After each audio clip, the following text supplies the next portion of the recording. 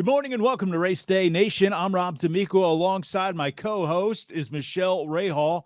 Welcome to the show this morning, Michele. Thanks for joining us. And man, what a great weekend for racing. All the NASCAR guys on track. We got some big F1 news coming up. INDYCAR, we'll recap that race in St. Petersburg, which ended up a great race for one particular person we'll get into here in a second. Plus, you got we got some guys down at Amelia Island, which is pretty cool. Maybe one of our, I'll save it as a special guest coming up. And back in the day, used to be on the show as well.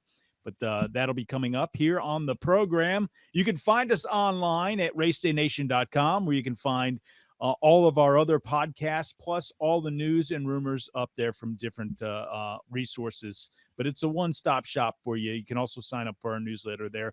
And don't forget, if you're watching the show and you know a race fan out there, send them this. Go ahead and send them it, because we really haven't started marketing yet until we go live. And once we go live, then we're going to start doing a better job at marketing our show here. But just wanted to get back in the swing of things. We took 10 years off. That's a long time, to be honest with you.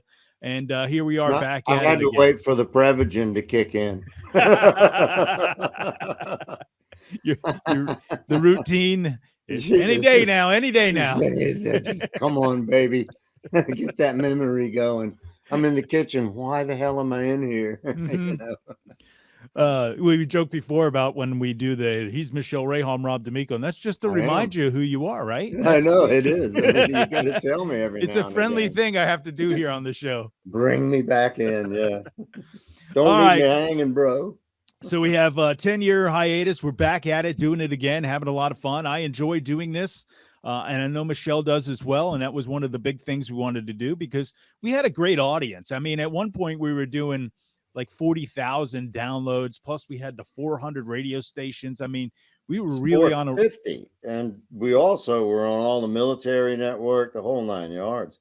Oh, yeah. But we don't want to in the past. We want to be able to catch up and do what we started doing before nobody else.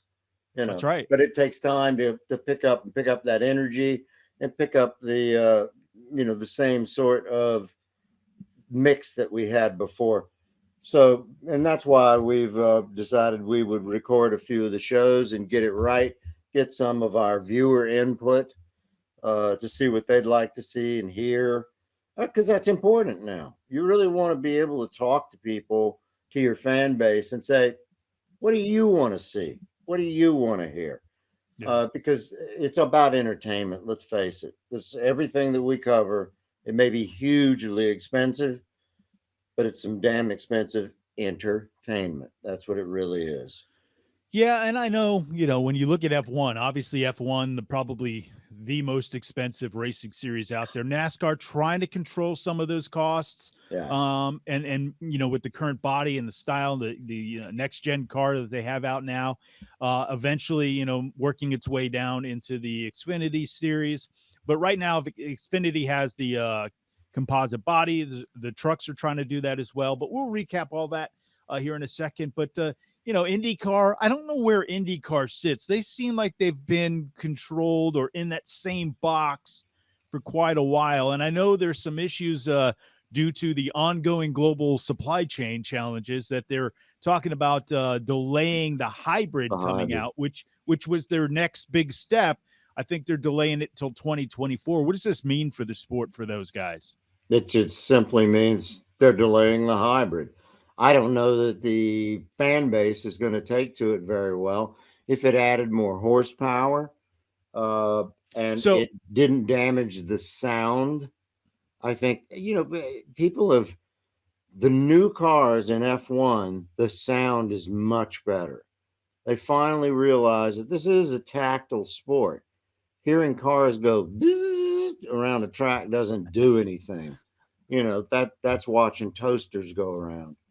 But when you have the screaming sound, or at least a really beautiful sound, the entire experience, all the senses are brought into play: the smell, the sights, the sound, everything. And is IndyCar going to be able to do that? And as far as aesthetics go, it's still the IndyCar is a great car, hard to drive. That's a good thing. It is but ugly. Their halo system is hideous. It just seems to me they could have come up with a better halo system than they did. Even if they copied F1 and placed, the bulletproof glass, not glass, the bulletproof Kevlar, whatever they use, Correct. I know what you're saying. Lexan, it would have just, the aesthetics do count. It does matter. So the IndyCar series will continue to use their 2.2 liter twin turbo V6 power plant for this year and 2023. The addition of the hybrid system will give the already 800 horses an additional boost of 100 horsepower. So there is a little kick in horsepower here, kicking it up to about 900 stallions, if you will. But I think that's a good thing. They get a little more horsepower out of it. Obviously, they'll get a little more gas mileage out of that. So it'll change up a little bit, maybe some strategy. You'll have to, and listen, some of the best guys in the garage already know what's going to happen when they add, okay, we're going to add 100 horsepower here. This is the gas mileage we're going to get out of it, the distance, and start building these strategies already. A team like Penske is already got computers doing all the work behind the scenes. Oh, he would be completely remiss if he did not do it. And that's not Penske. Penske operates at a very, very high level, and he doesn't play around. I mean, R&D is a big deal with him. He's played the Formula One game. He's had chops in England when he was running Champ Car. That's where they built the cars. Just you name it, he won't spare any expense or time or research and development to make it happen. Yeah, so let's go back to the streets of St. Pete. We know that they had a great race. Scott McLaughlin on the pole there. The guy, decided after 3 championships in Supercar V8, coming over here, making that big jump for him, leaving his family behind, back home, coming over here, making the commitment. The only reason they couldn't come over here is because pandemic and how Australia and New Zealand and all the restrictions they had, right? Right. So he's here, he's dedicated, and I think that's motivation for him to get what he had to get done, and that is get to victory lane, because he started back at St. Pete 2 years ago in 2020, and then last year, 2021, had an okay season, did all right, but he still was starting from the back and really couldn't make a difference because he had to make up so much ground. And now qualifying on the front row, look what it did for the guy. And he even said going into that race, he was a little nervous because I've never been out front, so I don't have a guy, nothing to gauge it by. Yeah, there's nothing to gauge in front of this. So how do I run my race here? So it's very interesting, but made it to victory lane. Congratulations to Scott McLaughlin there for getting the victory lane. Here he is toasting with the champagne. I love this. He pulled a Daniel Ricciardo here and drank out of his shoe. And then fell out the car. Yeah, here he is. He went to jump off the car. And I've seen this a couple times where you end up on the ground. It's like, I have actually done this where you get out of a car, or here, I'll give you a better example. You get out of doing a workout after doing your legs real hard. Oh yeah. And you try to walk out of the gym. You hit the ground. I've done that. Oh, it's literally so embarrassing. Could not get up off the parking lot. Everybody in the gym has got their faces pressed against the window, laughing their asses off. Look at that rookie. Went too hard. I mean, it's like the jellyfish in the parking lot. Can't get up. Oh yeah, that's been me. And I can't get up. That's been me a couple of times. So let's look at the results real quick with Scott McLaughlin. Alex Palou, I love this guy, man. He's going to be a future champion in this sport. Will Power third, Colton Herta, Romain Grosjean, Rinus VK, Graham Rahal, Scott Dixon, Marcus Ericsson, and Takuma Sato round out your top 10 in St. Petersburg. And again, great weather. It always looks good. They had a great showing out there. Yeah. I thought it was a good race. It was a brilliant race. I mean, it's right there with Long Beach now, if not better. I've been to Long Beach in a number of iterations, F1 races, the INDYCAR races when it was Champ Car. I mean, I got to see Nigel Mansell and all that. And I How think old St. are you? Pete is right there with him. Pretty damn old, buddy. I I can't. know we I are. mean, it's just hard to believe. I don't. I still feel like a kid. I It still is feel like amazing.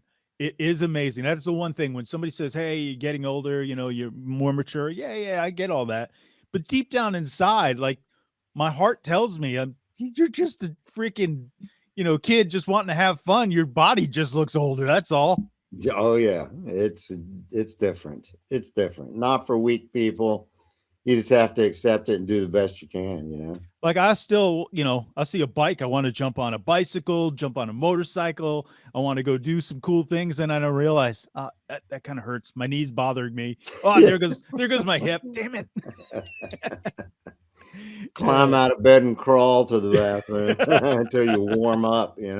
that's right. Yeah, it's getting older. Hey, we're 10 years more into our chapter, but I love it, man. Listen, life's life. There's nothing you can do about it. There's nothing you can Nope. change. Yeah, you just go along, roll with the punches, and make the best of it. That's all we got At to do. very best, we get about 85 trips around the sun, and that's it, baby. I mean, Yeah. as far as cosmologically speaking, that isn't even a ticking time. It's Yeah. quick. It's No, there's fast. there's no doubt. And drinking out of your shoe, I don't know if that's Oh, good for you or not, but he's living life at who its finest. cares? He just won a Exactly. big ass race. I mean, drink out the shoe. You Yeah. know, I gotta believe it was really emotional for him, only sure it because of the was. family situation and not seeing his family. And I mean, he kept talking about his mom and dad after in the interview, so that was very, very special to that guy. Well, the beauty of it is they got to see it, from afar, but they probably, hopefully, got to see it with, a whole bunch of other people. I'm not sure exactly what the rules are in Australia right now, uh, but they've locked everybody down pretty tightly. They became very, very draconian with their rules, sort of like our neighbors to the north, Canada. Yeah. So we're talking about one of the owners in IndyCar, Ganassi. Ganassi will serve as an honoree at the Amelia. He was the 29th annual honoree of the luxury car event, formerly known as Amelia Island Concours d'Elegance.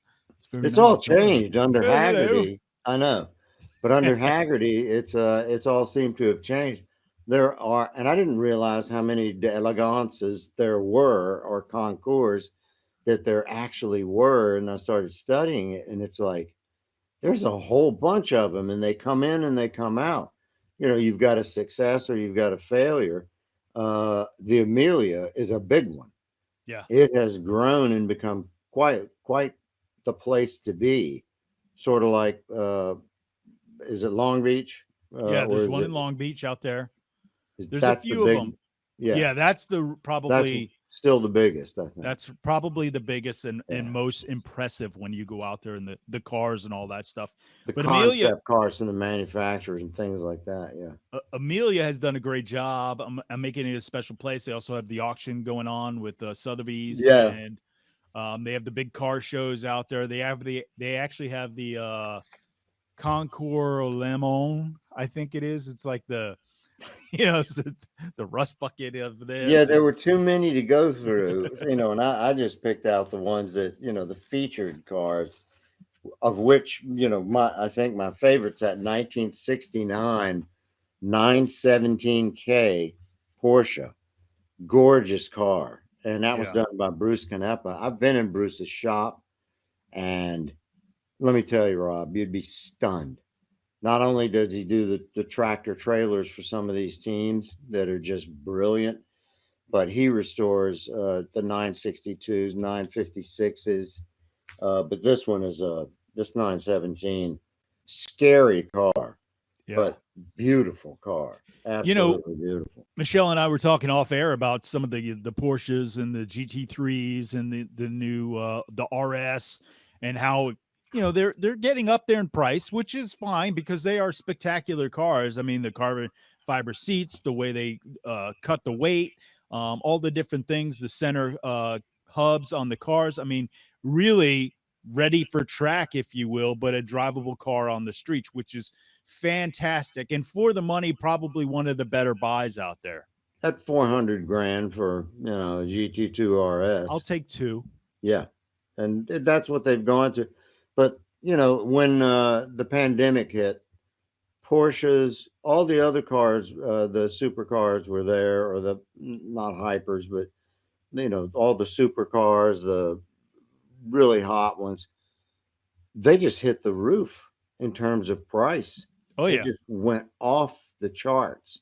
I literally was going to flip a few Porsches every month, just as a side hack. But the truth of the matter is, as soon as that pandemic hit, people, the dealers are paying retail at the auctions these cars to resell. So therefore, they've got to go up, in percentage, an equal percentage, for them to be able to stay even. It's insane. I was doing a little side work with a Merlin Auto Group here in Atlanta, and that is the one thing I saw prices for like a 355 start to skyrocket, 360s, the 430s. Oh and yeah, those if they were manual, particularly. Oh, absolutely. If they had a gated, you forget it. They were going for top dollar, man. That's top Ferrari. Dollar. Yeah. And it's the same with the Porsches. If you end up with a Turbo S of virtually any year, if it's a manual, it's going to command $10, $15, $20, $30,000, even more. Yeah. Than the PDK. Even though PDK is fast, and if you want to go quickly around a racetrack, tick, tick, tick, it's fun. It's fun. I've done it, been in those cars, and it's great. But you lose that art of heel and toe and downshift. It's much more difficult. But when you get into the flow, it's beautiful. I was showing my son that. By the way, it's his 20th birthday today. Happy birthday to my son. It's unbelievable. When I started the show, he wasn't even born yet when we started the show. That's stunning. Isn't that amazing? Let me get my walker, make sure it's closed. This is Grandpa Rahal. Remember him? God almighty. Come here, little Jimmy, sit on my lap. Yeah. When we had the introduction with Artie Ronnie, remember that? I do indeed. He was not even born yet. That is crazy. That's how long ago we've done this show. That's how, we got 2 decades of this show under our belt for the most part. And now we did take 10 years off, but we were still doing stuff in racing. I was still involved. You had your website, we were still doing stuff. It was just this show particular, but 20 freaking years old. Yeah, we're getting old, like we said. Hey, I want to go back to the cars and who can afford those cars nowadays. Our main man, Max, here with a new deal in F1. You want to talk about that real quick? Because we all knew he was going to get some sort of a pay increase, but it seems like his excitement and Helmut Marko and everybody behind Red Bull, when Oracle came on and put up that kind of money, for to sponsor that car, he's now at 40,000 pounds per year, which equates to about 50 million a year. $50 million a year to drive. Now he's got a 5-year deal, I believe, worth somewhere around 300 million, and that's before the endorsements. Yeah, that's just and any bonusing. So he's right up there with Hamilton. He and Hamilton take the whole field combined. I think if we were able to sign 5-year deals, it would be close to what our deal looks like on the show. Yeah, I mean, give or take a few zeros, a lot of them. Yeah, like everyone. Like what? Would you say like 35 million or 50 million? Yeah. He's at 50 million a year to drive. I think you actually have to take off all the zeros for our salary. God almighty. But is that not stunning? I mean, it is. Absolutely. And good for him. And, some people go, why does an athlete get paid that much? It's because the team is bringing in that type of dollars. It is because of him. it all matches, right? That's It the does. reason he can get that. And I know a lot of people get mad at how sports are, how do you pay a football player this much and how do you play? It's because it warrants it. They can do that. There's TV money, the sponsorship dollars, the endorsements that they do, the personal stuff that they have on the side.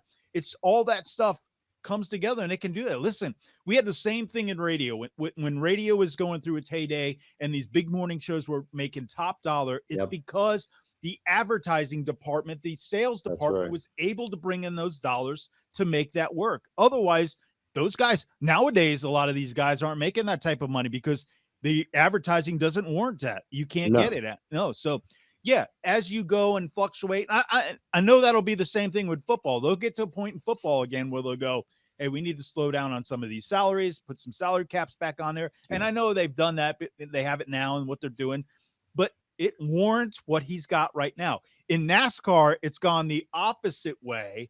These drivers are now making Yeah. less money because the sponsorship dollars aren't necessary. The big sponsorship dollars aren't That's there. right. You don't see, you very rarely see, I should say, a sponsor on a car all year long. You just don't see that as much. You see 2, 3, maybe 4 and 5 to make those dollars work. So Yeah. it's changed a ton. The 800-pound gorillas, Formula One. Nobody expected this to happen. The jury was always out on, Netflix. I don't think anybody looked at Drive to Survive as being a vehicle that would increase the interest of Formula One in the United States as much as it has. And it has. It's huge now. I mean, the new people coming into the sport, they're watching it, and Drive to Survive is part of the reason. Now Dominicali, who is the CEO of F1, wants to renegotiate a little bit with with Netflix, and he threw out, oh, there are other offers on the table and all that. Just and I get it. With these reality shows, I've known a few people who've participated in those. They're scripted. Let's face it, they're scripted. You've got to have a story to make it exciting. That's right. Otherwise, it can be so boring. It's ridiculous to listen to drivers drone on about software and things like that. But with the Drive to Survive series, I think you can credit that, at least, whether they took poetic license with making people bigger than life or making the arguments worse than they are. That's why Verstappen refused to participate. He said the way they portrayed me last year was just not accurate, wasn't right. I'm not going to do it this year. Now we've got Hamilton on there because Hamilton recognizes this is a place where he can take his activism, his social activism, and push it harder. And that's what he's going to do. Let's face it. Yeah, totally. And he's got George Russell as the little teaser pony out there. I mean, I don't like what's happening to George Russell. What I'm seeing right now is George Russell appears to be like the little mouthpiece of Mercedes. So you got Toto Wolff telling him what to say, and he's going out there and he's acting like, the jailhouse bitch. Let's face it. Yeah. He acts like a number 2 driver. Because Toto Wolff and Mercedes, they want that 8th championship for Lewis Hamilton. So if George Russell doesn't immediately come out of the box and dominate, able to really take a fight and make an interesting fight out of it, they're going to immediately defer to Hamilton. Yeah. Which they've done all of Hamilton's career. Which brings, we've talked about this on the show before, so you have your top driver, a number 1 and a number 2. You always have that in F1. That's how it is. I mean, spoken, unspoken, contract or no contract. That's correct. It's always been that way. And unfortunately, he finds himself in that situation. But eventually, at some point, I guess what he's banking on is Hamilton does retire. Yeah. Or moves to another team while they're working on their next number 1. And he hopes he falls in line with that. And if that's towing the company line right now, that's what he has to do. That's what he's doing to make sure that happens in the future. If I were George Russell, I mean, the crowning achievement would be to beat Hamilton. Mm-hmm. Absolutely, to defeat Hamilton and take the fight to him. But, they've all got a lot. It appears as if they're going to have some competition. These cars are much faster than they expected. And the one that's come out of the first shakedown is Ferrari. But nobody knows. These cars that are going to appear in Bahrain for the next test on is it the 20th? The 10th? I don't remember. It's coming up. I think it's the 20th. Old age. It is. I'm not gonna, why lie? I think it's the 20th. I think you're right. Yeah. And what we see there isn't necessarily what we're going to see at the race, but they're going to be different cars other than so-called Ferrari. Ferrari is adamant that their car is going to be the same one that they had at Barcelona. I doubt that. There's a lot of game playing going on. Everybody is sandbagging, with the exception of perhaps Haas. But everybody's sandbagging. They're not telling the truth. They're not telling you what they're bringing to the next race. You've even got Braun, who heads up the F1. He's one of the not directors, but one of the heads of F1. Even Braun is saying, we already see that they're going in a direction that we may just shut that down, and they may not allow some of the updates at the test and that type of thing. So a lot of drama. It's a different formula, but cars may end up being faster. Yeah. They're not doing exactly what they wanted them to do, but it's closer. Racing, the driving seems a little bit closer. We'll see. We're not going to know anything till the first, second, and third race, actually. Hey, I want to switch gears a little bit, but kind of on that same storyline with Chase Elliott and Kyle Larson, teammates for Hendrick Motorsports, and what happened last week in the race, and a number one, number two driver. Do we have that situation? Obviously, they have four drivers over there with William Byron and Alex Bowman with Chase and Kyle. But I want to talk about some of that on the NASCAR side. We'll recap California. Coming off the victory there, and also heading into Las Vegas today for the starting lineup. Plus, we'll recap the Xfinity and the Truck Series race right after we hear from our sponsor, the Big Green Egg. This is RaceDay Nation. The place where fire and flavor are celebrated, where grilling traditions and new techniques are perfected. Here in Big Green Egg Country, you can grill it, roast it, smoke it, or bake it. It's the most versatile grill you'll ever own. Simple to light, easy to use, comes with a free lifetime warranty. Have it delivered to your door by a certified dealer in your community and start enjoying the ultimate cooking experience. Shop online for home delivery at biggreenegg.com. That's biggreenegg.com. Love me some Big Green Egg, and we are back live, RaceDay Nation. I'm Rob D'Amico alongside Michele Rahal, who obviously hasn't made it back yet to his seat. But that's okay. We'll start the show off here. You can find us online at racedaynation.com. Also, you can follow us on social media. It's at RaceDayNation. You can follow along with me on Instagram or any Twitter, TikTok, all that great stuff. You can find me on Rob D'Amico at ROBDAMICO. Michele is back with us in the seat. And I went back to your camera, and all I saw was your yellow chair sitting there. I was like, he had to grab another cup of coffee, man. The walker must have fell over. Yeah. I'll hear. I can't get up. Call for help. Yeah. Wait a minute. Let me push the button. Yeah, the life alert. Yeah. Hey, do you have that big flip phone thing? The jitterbug, what is it called? No, I ain't got no jitterbug. That's an iPhone 13 Pro Max. Look at you, man. Up with the times. I expect, a guy use half the shit. Excuse moi. But see, nonetheless. It's your old age getting in the way once again. Yep. It's like a little bastard. You got to get off the lawn. That's right. All right. So we're going to see what's coming up here in the lineup for the Cup Series. And it's having a hard time here. Why can't I get this to upload here for the Cup lineup? It's Christopher Bell on the pole. Yeah, I got it in front of me. Yeah, here it is. Oh, here it is. I got it. So we got Christopher Bell on the pole, Kyle Larson, Austin Cindric. Again, this guy is freaking killing it. I don't get it, man. This, we we could joke and say, you know, we talked about it before with the Silver Spoon deal. But I want to get into that a little bit as well. You got Chase Briscoe, Chase Elliott, Joey Logano is 6th, Tyler Reddick 7th, Denny Hamlin 8th, Ricky Stenhouse Jr., which I find amazing because he's not with one of those big teams. It's a 2-car team, but obviously getting some help from. Somehow he got his groove. I don't know where it came from, but it took long enough. And then Austin Dillon rounding out the top 10 for today's lineup at the race in Las Vegas, which should be a good race. I do expect to have longer green flag racing go on today because I think these guys understand this car's a little snappy right now, and let me get in my groove. Let me feel out the track. Let me see what happens. You know, yesterday during the Xfinity race, it was amazing. They start the race. It's a little cool, right? It's cold there for Vegas.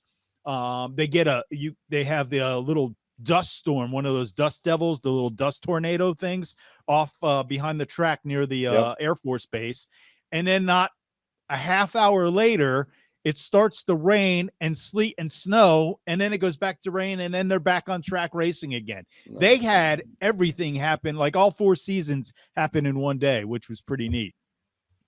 Not for the drivers or the fans. No, I've been there when the weather's so strange.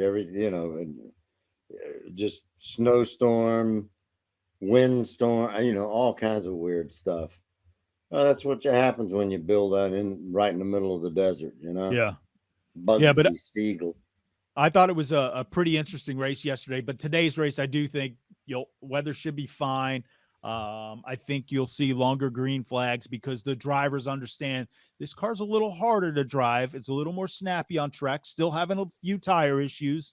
So we got to work all that out. NASCAR is still allowing them. So let's say something does happen on the track. NASCAR is allowing them to get towed back to the pits without having to get out of the car, and they still get their 6 minutes of time to fix everything and get back on track without it being penalized. So they have put some things into play, and that's because they're running those lower profile tires. There's no interliners in them. So once the tire pops, they're done. They're going down to the ground. And with that underneath downforce tray that they have underneath there now, it's just basically sitting on that, and the tires are just spinning because there's not enough. And listen, people always say, oh, they did testing. Why didn't they find this? Why didn't they? Because there's always real life things that happen that you just can't find on a computer or a wind tunnel or this or that. There's just real life things that happen, and this is one of those. The exact same thing happened in Formula One. Everybody wanted to know what porpoising is, and that's the car coming down the straightaway and doing this, and that is because of the suction down to the ground. The ground effects suck the car down to the ground, but once it bottoms, it rebounds. So here you got this. Why didn't anybody, think of this? Because they had the same problem in the 1980s, exactly the same problem. George Russell, genius that he is, pops up with, hey, why don't we go back to, active suspension? Okay, on $150 million a year budget, that ain't happening. Yeah. That ain't happening because those cars were very special. They had pitot tubes. You literally could blow into these tubes with the car sitting status just in situ on the ground, and the car would just go up and down like this from the wind. And that's how they control the porpoising. But that's not the same now. They'll overcome it. It'll take about 4 or 5 races. They'll overcome that. Yeah, same thing with NASCAR. It should be an issue come a few races here. Let's just, see what happens. They were getting through the western swing of being out in California and Las Vegas and all that, and then coming back. But we were talking about drivers, number 1, number 2 with Lewis and Russell. I almost said Norris, but Russell. But then you have Kyle and Chase. And Kyle and Chase had an incident at California where, Kyle kind of rubbed him up into the wall, didn't know he was there, said, hey, made a mistake, total mistake. Even his spotter said, I think the spotter threw himself on the sword. Yeah, I agree. But so that wants me to go and say, yes, I don't care who you are in NASCAR, you always still want to be the top driver for that team. And let's be honest, I love Chase. Chase is a great driver. He's a great friend behind the scenes. He's an egghead. He loves cooking on his eggs. So I love that. But this is a guy, and I go back with Bill. I've been, friends with Bill for a long time, and Chase, and being able to do. I love You when name dropper, you. I am a big time. But I love when he used to race with Dan Marino in that number 13 car that they had back in the day. Yeah. I still that's one of my favorites. And I got a great story there. I actually went out to Bill's place and I saw that car. It wasn't a rolling chassis or anything. There's just a body. And I was like, oh my gosh, I really want to get that. Well, they had auctioned it off and it was being sent out to the winner. I was like, damn it. Man. Yeah, but all cool, man.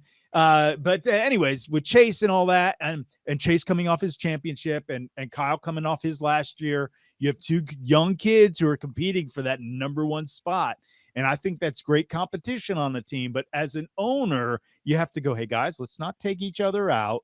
It was an accident that happened, miscommunication. Let's all keep our heads on, on straight here. And think of the bigger picture. And do you still have a cup car? You had a cup car. I do. I still have it. Yes. You still have that. That's it's a 2003 Dodge. It's a Kyle Petty car. Ran it Martinsville, and it doesn't have the race engine in it anymore. It does have a crate Dodge motor in it, but that's good enough.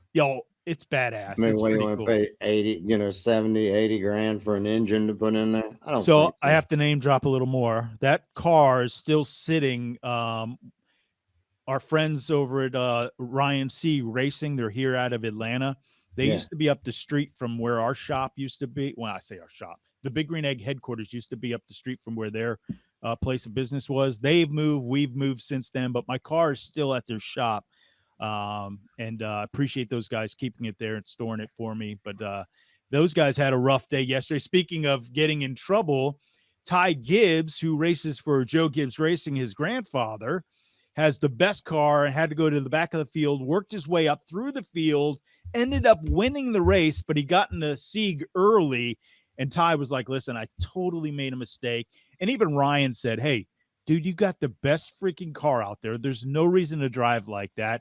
Too early. It was like 5 laps into the race. Yeah. And he's punting people out of the way. Listen, I know what he's saying. Ty said, hey, listen, I got up behind you. The aero dependency got you loose. I was so far up there already.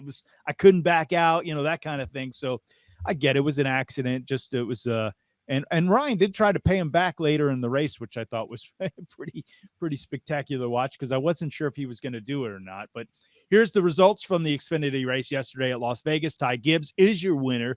Congratulations to him. Noah Gregston, who was or is his hometown is Las Vegas, so he really wanted to win there. This is, I think, his second or third time coming in second at this race. Just can't pull it off. Daniel Hemrick was third. Josh Berry is fourth. Justin Allgaier, Landon Castle, Sheldon Creed, Brett Moffitt, AJ Allmendinger, and Brandon Jones round out your top 10 in the results. For the points look like this.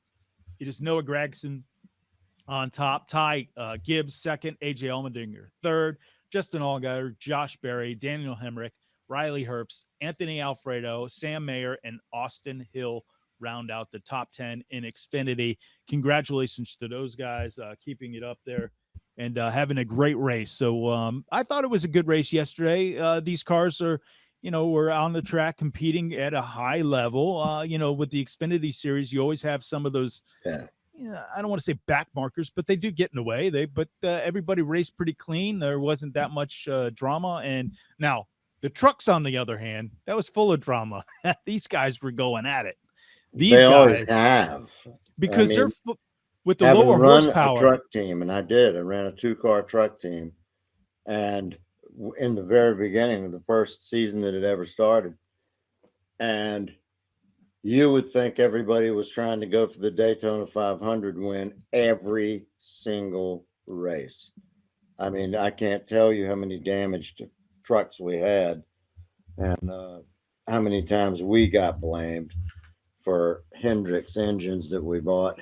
the B motors, and it's always your fault, no matter what.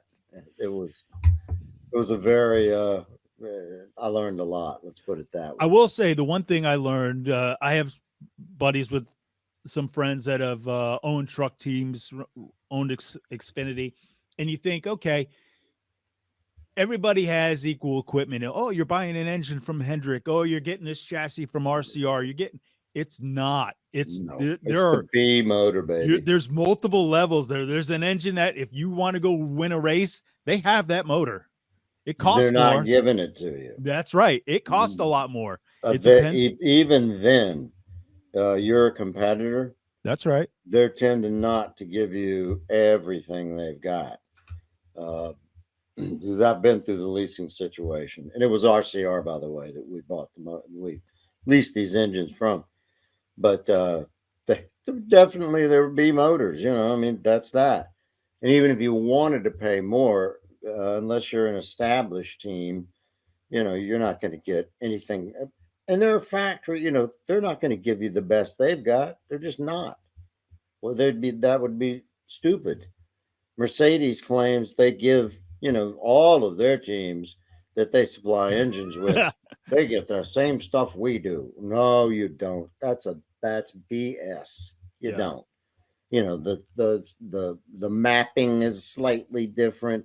The coding is slightly different. There's a difference in those engines, and it's just that's the way it is. I mean, wouldn't you be foolish to sell somebody the best firearm that you possibly had to go into a conflict with, and you knew you were facing that same person that was selling you the firearm? I mean, he ain't giving you the best gun. He's giving you the one without the firing pin. I got the cannon. He's got a Nerf gun on the other side. That's the damn truth. That's the way it works. He's Michele Rahal. I'm Rob D'Amico. This is RaceDay Nation. Again, this is something we've been wanting to do for quite a long time. Love talking racing. Love having the fans. And we're going to interact with you guys coming in the next few weeks. We were kind of behind the scenes. We're waiting for the West Coast swing of NASCAR to get back because it's hard to get guests on when they're out there in the morning on the West Coast. And listen, we know that's a pain in the ass.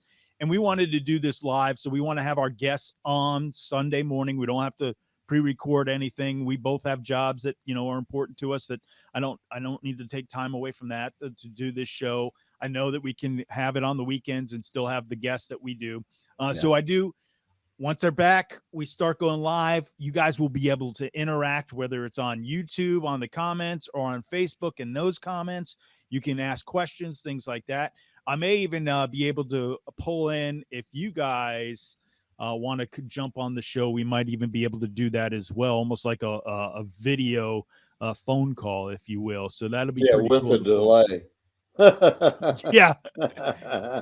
We've been there before. We have on live radio, on terrestrial radio, which wasn't that made it a little more difficult for us. Real quick before we leave Las Vegas here, I wanted truck results. It was Chandler Smith with the top spot, beating Kyle Busch, one of the best out there when it comes to any kind of form of racing in NASCAR. Stuart Friesen was third, Ryan Preece, Tanner Gray, Matt DiBenedetto, Matt Crafton. We had Brett Holmes, Austin Wayne Self, and Ty Majeski round out the top 10. So what do the points look like? Well, Chandler Smith is your points leader. Tanner Gray, Ty Majeski is up there in third. Ben Rhodes is fourth. Stuart Friesen, Matt Benedetto, Carson, I think it's Hosfar is how he pronounces that. Austin Wayne Self, Matt Crafton, and John Hunter Nemechek, who was fighting for the win in Vegas with his teammates. I mean, Kyle Busch Motorsports was on fire, man. And that's where you see. So Nemechek is part of Kyle Busch Motorsports? That's correct, yes. Yeah.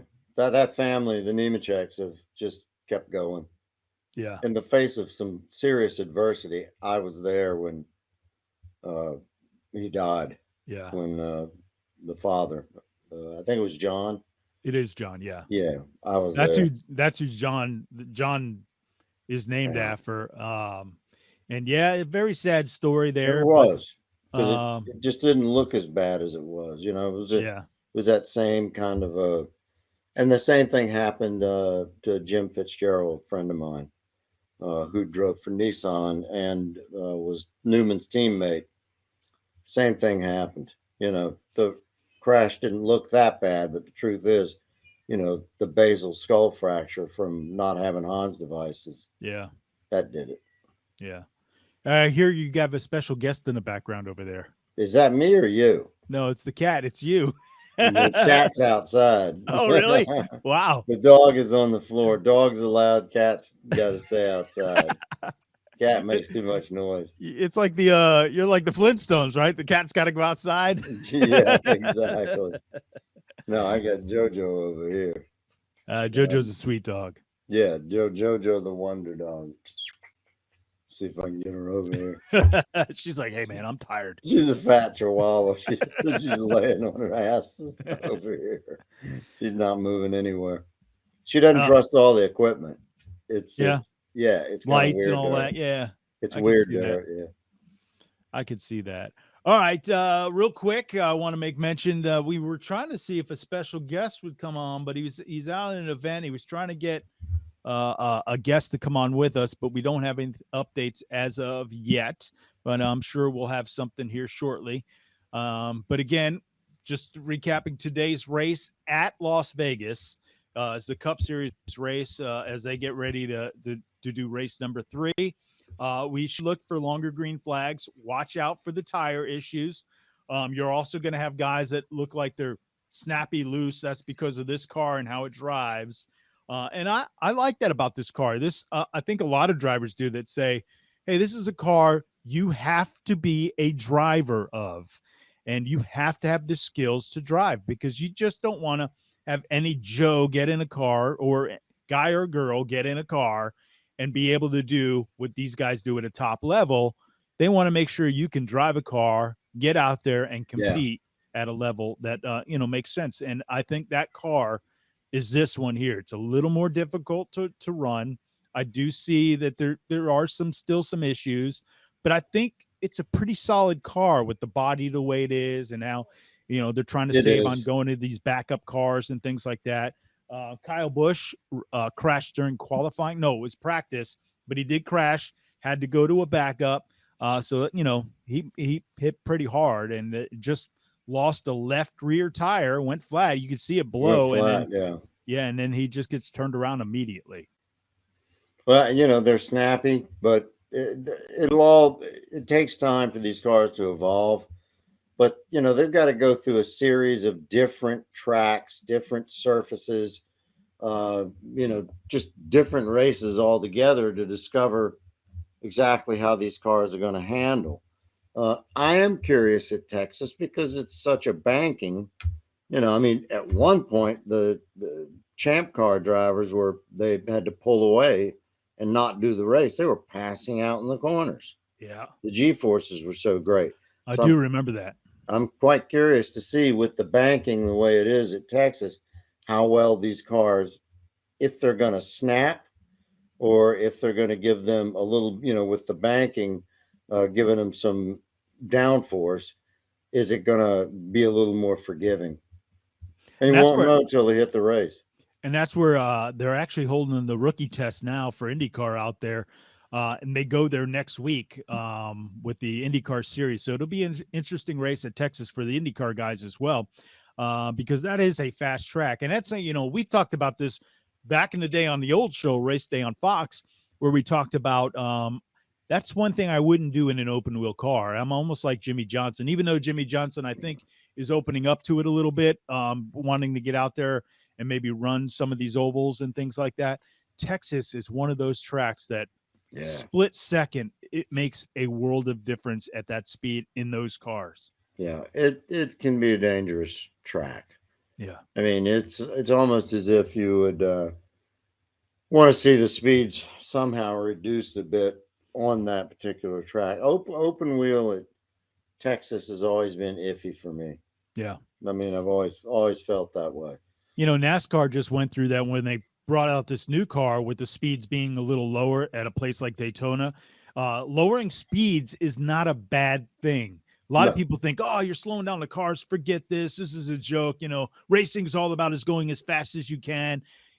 In some point, yes, racing is getting there as fast as you can, but there's also a safety aspect that you need to have in place that says, hey, we can also create great racing, better passing Yeah. if we lower the speed just a little bit.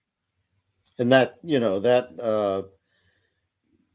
that happened with 212 miles an hour at Daytona. I think it was Elliott, that was going, putting in those kind of times. And it was just too fast.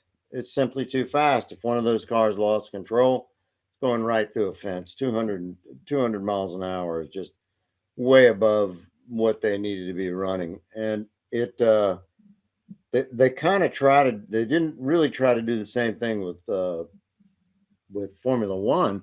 What they were trying to do is to get the racing closer rather than, have to slow the cars down. But what they've discovered is during testing, they were about 2.5 seconds slower, and that was in a shakedown mode.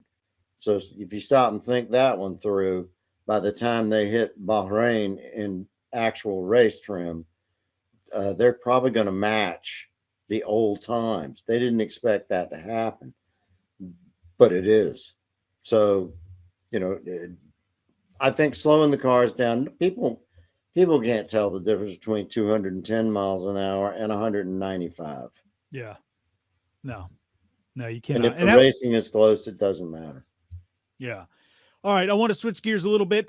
Keep on the road racing side with the Ferrari Challenge under IMSA. IMSA obviously had their Rolex 24. Ferrari Challenge 64 cars. Yeah, it's pretty amazing. So the Ferrari Challenge begins its 30th anniversary with the weekend in Texas at COTA. Congratulations to those guys being out there. Great track, by the way. That place is beautiful. 3.426 mile circuit. The home of the Formula One U.S. Grand Prix. So these guys get to go out on that track, have a good time. And I think there was like 4 classes out there. They're going to do two races yesterday. They'll do 2 more races today. And I think, excuse me, if you want to watch the race, you have to do it online because it doesn't have any TV coverage. You can go to the Ferrari Challenge North America, I think 11 a.m., but it's also on YouTube. It's connected to YouTube. So you can see the qualifying there and then the 2 races that I'll have today. But the Trofeo Pirelli, Manny Franco from Ferrari of Lake Forest, he was in that class as the winner yesterday. You had Todd Coleman from Ferrari of Denver in the Trofeo Pirelli AM class get the victory there. And I think the Copa Shell was Frank Chang from Ferrari of Seattle. And the Copa Shell AM was Todd Johnson. Congratulations to all those guys with the victories yesterday in the Ferrari Challenge. I just love, to me, some of my favorite racing is IMSA. And I think yeah, just because it's cars that actually look like cars. Now, granted, some of them prototypes, though. But no, of course not. You want the prototypes. Everybody wants a Batmobile, kind of a race. The ultimate. Well, that's where you're learning a lot of the technology stuff, and they're trying to put things in. They got the hybrid that they're going to be bringing. These guys have always upped the game. Now, I remember there was a time, and this was during our show, early in our show, where IMSA had the DPI, and those cars, the Daytona prototypes, they look like a piece of junk when you got up to them, the way they were put together. And I was just like, I can't believe that this is technology, right? That was my question. I was like, this thing looks like a hunk of junk. But nowadays, these things changed. Oh man, they're beautiful. They're well put together. They're solid cars. Now these cars will last 24 hours without a problem. And that's why you see these races come down at 24 hours. They're within split seconds of each other racing for the win, which is incredible. Back in the day, 24 hours are that close to each other. Yeah, back in the day, you're right. It was first place was, 2-3 laps ahead of the next car. Now it's a whole different thing. And it used to be they'd start slow. Not anymore. They're foot to the floor the minute that flag drops for 24 solid hours. They're going for it. But I think the Porsche Cup, a single make series like the Ferrari Challenge and the Porsche Cup, not only does it allow the pro drivers to have a blast and be able to, let everybody know, hey, I'm still out here. My name is still out here. I'm still available. But it also allows the amateur drivers, the gentleman drivers, to be able to basically support the series. Let's face it. And that's why I like the Porsche Cup so much. Yeah, so Porsche Cup is obviously under IMSA. You can go, if you go to IMSA.com, if you look across the top of the screen, you can see the different series that they have. Excuse me. And some of my favorites is when these guys, what I love about it is it's cars that look like cars to you. You got Ferrari, you got AMG, you got Lamborghini, you got Porsche, you got Aston Martin, and then you got the prototypes and things like that. You got BMW in there. You even have things like Lexus, and take it down another series. You got Hyundai and different vehicles like that racing in there. Plus, it doesn't matter if it's nighttime, daytime, weather, no weather. It's like you just game race. on. Yeah, you just game on. race, and that's the quality of driver. And you're right. A lot of these things, like IMSA right now with the WeatherTech series, you have the GTD and they have the Pro Series and the AM series. Yeah. So you have those two series there. And the only difference of those cars is the caliber of driver. One is the pro driver, and so one is check this out, because we had this conversation before where I thought that the pro class just had a bigger wing and a couple of other things that were slightly different. No, so now as I understand it, these are identical cars. The only difference is the driver behind the wheel.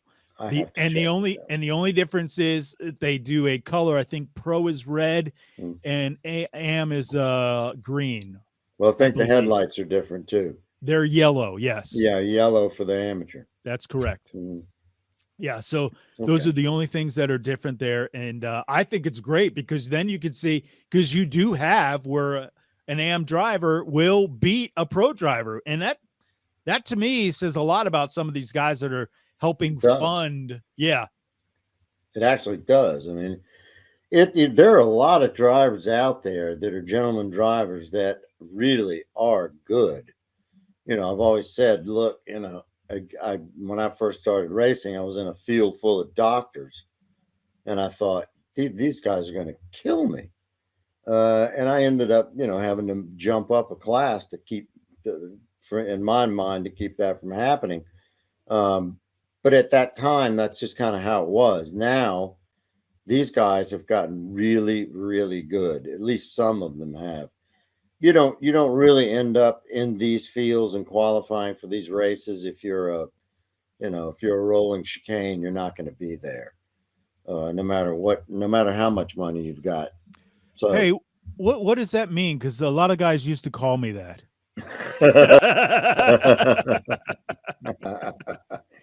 You got to hand it to John Doonan. He has really taken IMSA. Doonan was formerly the head of Mazda Motorsports. That's right. But he's been able to consolidate and to be able to run these different series and do them so well. And, and Bo Barfield, I think, has done a brilliant job as a race director. So IMSA, I think, is just on its rise again. It's cyclical. It's happened throughout, the last century and going into this century. They are up, they're down, they're up, they're down. A lot of it depends on the economy because the guys, who are the gentleman drivers, they're rich, they're wealthy, and they can afford to do it. So it rises and falls with the economy, as does racing. I mean, in general. Yeah, I'm with you. So let's take a look at some of the DPI team points right now. You have Meyer Shank Racing with the number 60 there. That's where Elio, they won the Rolex 24. Congratulations to their team. Great display there. They got to climb the fence, which I thought was really cool for Elio. I got another story on Elio we'll touch here in a second. The number 10 with Ricky Taylor and those guys and Wayne Taylor Racing. congratulations to them. JDC Motorsports in that number 5. Wheel In Engineering back-to-back with the number 31 and the 48. And the Cadillac Racing Team there, the 02 and the 01, rounding out your points right there for the DPI teams. And this is, one of those things where you go back to the Rolex. They put on a great battle. I mean, between Wayne Taylor and the Meyer Shank guys, and great battle there. But Elio, got that Rolex again. Congratulations to him. And we were just talking about him because this is a guy that just got his face added to the Borg Warner Trophy, which was kind of cool. He's always excited. I mean, whenever you see him. And that is pretty much the face that's on the trophy. I don't know if it's been done before, but the way he laughs and smiles, that's the image that they put on the trophy. That's awesome because this guy, I mean, he has a lot of fun. He's a great one of the dude nicest to be guys around. I've ever met. Absolutely, hands down. You talk about a gentleman driver. That would be a gentleman driver. Right there. Yeah, he's a good guy. Always wanting to have fun. All right, let's take a look at the other series here. Let's see what I got here. I got the here's the manufacturer's points for the GTD AMS series, but it's Porsche, and this is why I love this sport. Porsche, Aston Martin, Mercedes, AMG, Ferrari, McLaren, Lamborghini, Acura, Lexus, BMW, cars that I absolutely love to see and love to drive and things like that. That's why hats off to Aston Martin. I mean, they're doing a good job of being able to field a car, and in Formula One. I mean, there's some news there. Crack, what a strange name. And there's Michele Crack. It makes no sense. Anyway, he's taken over the Aston Martin team in Formula One, and they're talking about now having their own power unit for 2026. I believe it's 2026 or 2024. Good Lord, I can't remember. Anyway, which is no surprise. Yeah. But again, he's Michele Rahal. I'm Rob D'Amico. Just have to make exceptions. But to be able to do your own power unit seems to be the way they all need to eventually go. Yeah. To be able to produce their own. Well, again, that's because they want. If you're a manufacturer, you should. Yeah, they want the top thing, and that's if they have to do it. That's the commitment you have to make to, especially a sport like that. We were just talking about earlier with the trucks and Xfinity and even NASCAR Cup. You could buy motors from other people, and listen, you're not going to get. I don't care what you're paying. You're not going to get the top. You're going to get something close, but you're not going to get the top. You're a manufacturer. You better be able to put it in there. I got a great story when I first got into Aston Martin. It was a DB9, and I got in, and I went to, and I'm like, where's the parking brake? The parking brake light's on. I can't freaking find the parking brake. And I'm looking down in between the driver and passenger seat, and I realized, you idiot. I got out of the car and had to look in, and then I realized it's right there on the left side of the driver's seat. Yeah. I did not know that. I felt like a tool. No, I've seen that before. I grew up with British cars, so some of them do have a parking brake there. And then now the newer ones, I don't think you have a parking brake at all. I think it's as soon as you cut the car off, really, you can feel the brake pedal go down. Interesting, yeah. It engages. Ferrari does anyway. I couldn't figure out the damn parking brake. I felt like an idiot. Oh yeah, I drive these things all the time, no problem. Yeah. Kind of like those gold digger things on YouTube where they pull up with the car and it's like, hey, would you like to go to lunch with me? And then they find out it's not their car, that type of thing. Yeah. That would be you. That would totally be me. All right. Let's see here. I want to cut a few things before we head out. Again, congratulations, Scott McLaughlin, for the win in St. Petersburg. Well-deserved for him. I really do feel for him. This is a very emotional win for him. I think with his family being out of the country and him coming over here making that commitment. And this guy could be one of those guys that you eventually see maybe make a thing in NASCAR, maybe do something in the sports car world, because I think you could be looking at a world-class type of driver here. Yeah. You know, we don't get to see those guys that often anymore because we talked about this on the last show. Yeah. It is so difficult to do across specialization. all the different disciplines that are out there. But this is a guy I think has the skills. A guy, even like, I know a lot of people say Kyle Larson, he's a punk, he's this, he's that.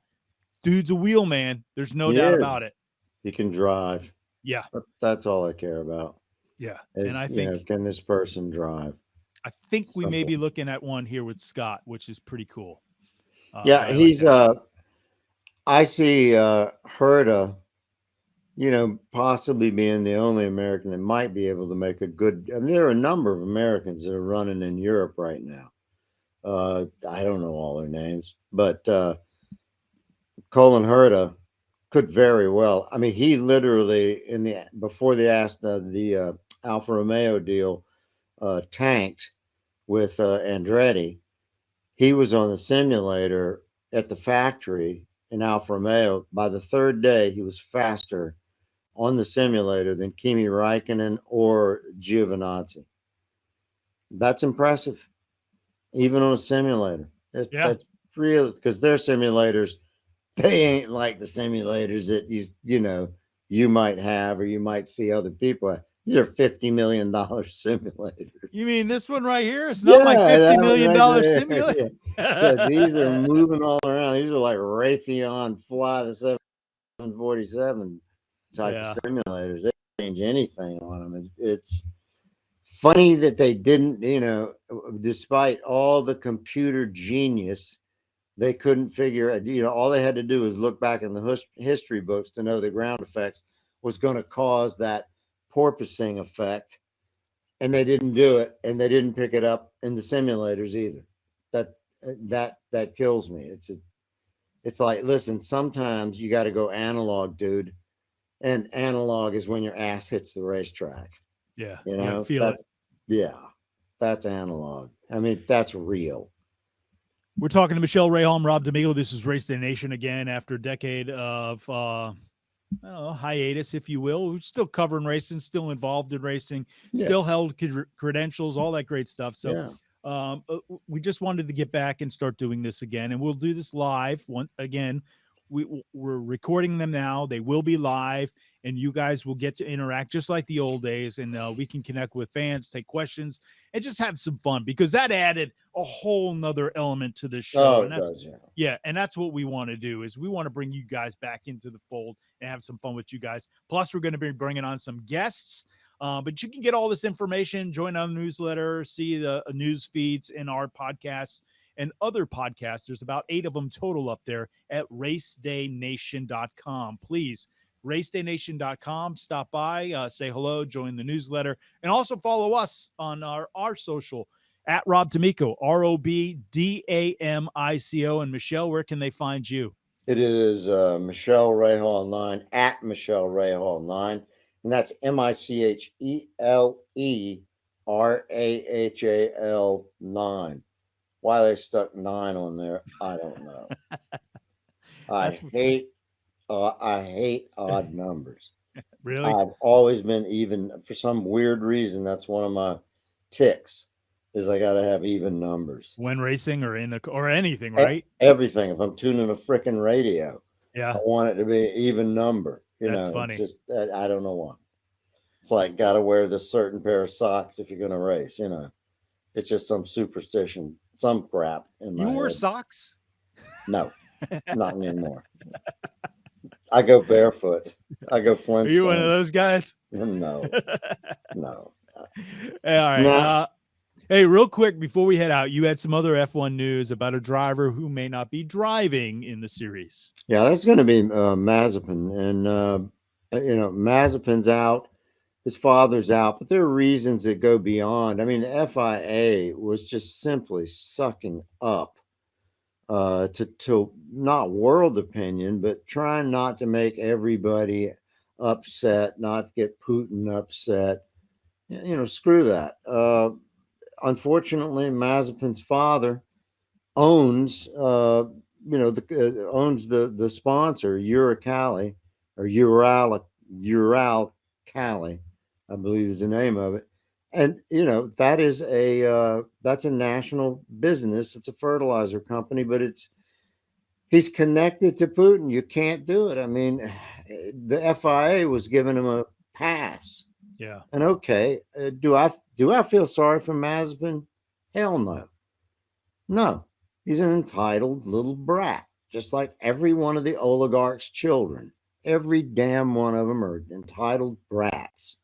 And it's too bad. I'm sorry to see it happen, just because the kid is in a whole different world. His entitlement world isn't reality. He knows nothing about reality. But the reality is his father's had a hand in some awfully heinous activities. Whether people want to believe it or not is a whole nother story. But there's a reason they're after these Russian oligarchs. There are a couple of them that and if they speak out against Putin, guess what? They disappear the next day. Yeah. So am I sorry to see Mazepin go and the sponsorship go with him? Hell no. Giovinazzi's got a good shot at that seat. Piastra's got a good shot at that seat. We know Pietro Fittipaldi's in there. How's he going to perform? I mean, he's driven the Haas twice, but not this new iteration. We still don't know what the new one can actually do. Yeah. What sucks to me is that politics shouldn't be in racing, but in this situation, it always has been though. I know, but in this if you situation, look back, look at Hitler. Look at Hitler with the auto union cars, which is now Audi. But if you look at those cars, those cars were all designed to defeat the rest of the world from, Achtung German technology, from a Nazi perspective, not from the German people. Let me make that clarification. It just sucks that it has to be in the It sport. is. It's in every sport, right? It's in football. It's in soccer. It's in Olympics. Especially Olympics. That's no what doubt. it is. It's just a political vehicle. Yeah. And, unfortunately, there's some things you can't do. When Australia and Britain decided, look, we're not going to let Mazepin or any of the other Russian drivers race, that's when they decided they'd have to drop the sponsorship. Yeah. Haas. Yeah. And Andretti's back in there after it again, trying to get Haas to go along with something. Let me control the team and, we will keep Haas CNC on the car, whatever works for Gene. But Gene just can't sit there. I mean, for God's sakes, you can't just sit there, run around at the back and say, hey, I don't need to do anything. I'm getting all that I can get out of it. I'm making money on the sponsorship. That should not be Formula One. They should take a look at Andretti and go, look, the guy's serious. He's got the money. He's put up the money. He's got an Alpine deal, Ford/Renault engine deal. He's got property. The guy can do the job. I mean, Toto Wolff doesn't want him in there. They're all. Wolff is a wolf. What can I tell you? He's got that Austrian mentality of. Well, we'll have to see how it all plays out, who they put in the car and all that. And like you said, you named a few drivers there. Also, today on the grid, some racing going on at Las Vegas. The Cup guys are down there. Christopher Bell is your top spot on the pole for today's race at Las Vegas. Kyle Larson, Austin Cindric. Again, this kid is impressing every single week. He really is. Chase Briscoe, Chase Elliott, Joey Logano, Tyler Reddick, Denny Hamlin, Ricky Stenhouse Jr., and Austin Dillon round out the top 10 for today's start of the race at Las Vegas. And again, Austin Cindric, a kid who's over there his rookie season, and this is the first time ever in NASCAR history a rookie has led the first couple of races in points and right out of the box. And it's pretty impressive. I mean, this kid is on a roll. He's whipped. Don't get me wrong. Like we were talking about the Xfinity race earlier with Ty Gibbs coming in and racing for his grandfather, having the best car in the field. This is kind of what this kid's going up with, is that he's got one of the best cars in the field right now. Now, not only that, I mean, when you win the Daytona 500, sit on the pole at Fontana, all of a sudden you've got an entire crowd around you that has something to offer that wasn't necessarily there And there goes the cat again. I hear. You got to feel sorry for him. It's Eddie. He's got a kind of a sling blade sort of thing going on. Yeah. He's a rescue, ladies and gentlemen. All of my animals are rescues. So Same here. Yep. I love them. I don't buy the pedigree dogs. I got a great story when it comes to pets. All my pets are rescue, and all my pets have problems. One cat I had only had like one kidney working. My cat that's here now, he has to have a shot twice a day because he has diabetes. Yep, I had that one. My dog, this dog, Hadley, she's from a pound. We got her from a pound, but the other one only had one eye. One of my cats has one tail. One of my other cats only has 3 legs. You expected it to have 3 tails or 2 tails? Well, it didn't have a tail. It only has 1 tail. Did I say one? Okay. It didn't have a tail is what I meant to say. Yeah, you were going ahead of yourself. Yeah, I was 3-legged cat. Well, you do have some special animals. What's hilarious is I've had a number of the 3-legged cats. That doesn't slow them down at all. They can still fly up a tree. It's hilarious. But that doesn't bother them. Mine will still swat at me with the no leg. The no leg, yeah. Yeah. I've seen that. I'm It's like, what are you doing? The phantom arm, yeah. Uh-huh. Yeah, but that's admirable, man. These little animals, they're innocents. You know, they're innocents in this world, and particularly dogs. I mean, you know, cats are aloof and all that, but that's just the nature of the creature. But dogs evolved with us, you know, and they've become. It's like my wife's in Colombia, right? And she's been there for quite a while for some medical, and that little dog has kept me company. That little Chihuahua has kept me company. It makes a difference. It does.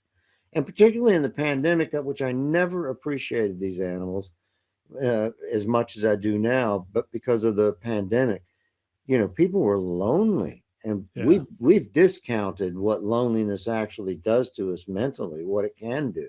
Yep. And you know, and these little animals, they take up some serious space of help, you know, and they can sense, you know, when you need that help. They really can. Other than mine, who's passed out on the floor. It was time to eat, Daddy. It's like, now it's time to flop down like a Vietnamese pot-bellied swine. Yeah. They get like that, don't they? Yeah. You know, we love them.